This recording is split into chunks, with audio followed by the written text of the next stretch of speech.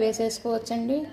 2 టమాటాలు అన్నీ వేసేసి ముందుగా కొంచెంగా తగినంత చింతపండు పులుసు పుసుక్కొని దానిలో వేసేసి కొంచెంగా ముందు పోసేస్తే లైట్గా కలిపేసి ఇవన్నిటికి కూడా కొంచెం ఉప్పు పులుపు పడుతుందండి ఈ ముక్కలన్నిటికి కూడా.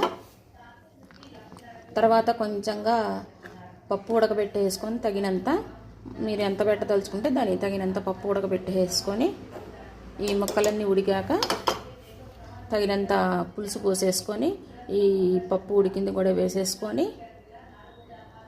ఉప్పు, పసుపు, సాంబారు పొడి మీరు యాడ్ చేసుకుంటే యాడ్ చేసుకోవచ్చండి, లేకపోతే లేదు. కొంచెంగా మెంతిపిండి, కరివేపాకు వేసేసుకొని ఈ పప్పు కూడా దానిలో వేసేస్తే పప్పుచారు రెడీ.